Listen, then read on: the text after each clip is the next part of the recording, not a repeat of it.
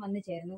യേശു പത്രോസിനോടും യോഹന്നാനോടും അയച്ചുകൊണ്ട് പറഞ്ഞു, നിങ്ങൾ പോയി നമുക്ക് പെസഹ ഭക്ഷിക്കേണ്ടതിന് ഒരുക്കങ്ങൾ ചെയ്യുവിൻ. അവൻ അവനോട് ചോദിച്ചു, ഞങ്ങൾ എവിടെ ഒരുക്കണമെന്നാണ് നീ ആഗ്രഹിക്കുന്നത്?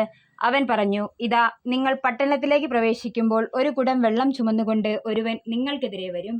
അവൻ പ്രവേശിക്കുന്ന വീട്ടിലേക്ക് നിങ്ങൾ അവനെ പിന്തുടരുക. ആ വീടിന്റെ ഉടമസ്ഥനോട് പറയുക, ഗുരു നിന്നോട് ചോദിക്കുന്നു, എൻ്റെ ശിഷ്യന്മാരോട് കൂടെ ഞാൻ പെസഹ ഭക്ഷിക്കുവാനുള്ള വിരുന്നുശാല എവിടെയാണ്? സജ്ജീകൃതമായ ഒരു വലിയ മാളിക മുറി അവൻ നിങ്ങൾക്ക് കാണിച്ചു തരും. അവിടെ ഒരുക്കുക. അവൻ പോയി അവൻ പറഞ്ഞ പോലെ വലിയ മാളിക കണ്ടു, പെസഹ ഒരുക്കുകയും ചെയ്തു.